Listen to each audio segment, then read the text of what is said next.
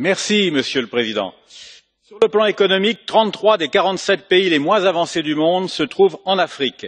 218 millions de personnes y vivent dans un état de pauvreté extrême. Ces chiffres sont d'autant plus inquiétants que, selon des prévisions officielles, l'Afrique, qui compte actuellement 1 milliard d'habitants, en comptera 2,5 milliards en 2050. Il est donc urgent d'aider l'Afrique par solidarité envers les Africains, mais aussi dans notre intérêt. Car si nous ne faisons rien, nous connaîtrons une submersion migratoire sans précédent. Pour aider l'Afrique, l'Union européenne doit augmenter les subventions qu'elle lui accorde au titre du Fonds européen de développement.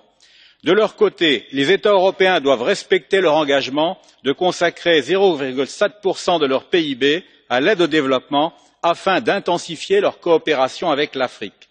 Le rapport Ponga a raison de rappeler ces objectifs en reprenant notamment à son compte la proposition de Jean Louis Borloo d'électrifier l'Afrique. Mais il déçoit à 3 égards. D'abord, en voulant livrer l'Afrique au libre-échange mondialisé, ce qui risque de ruiner son agriculture traditionnelle alors qu'il faudrait plutôt l'encourager. Ensuite, en ne soutenant pas assez le G5 Sahel, force africaine d'intervention antiterroriste créée par 5 États africains avec l'aide de la France. Enfin, en voulant promouvoir l'immigration légale et en chantant les louanges, je cite, des retombées positives de la migration.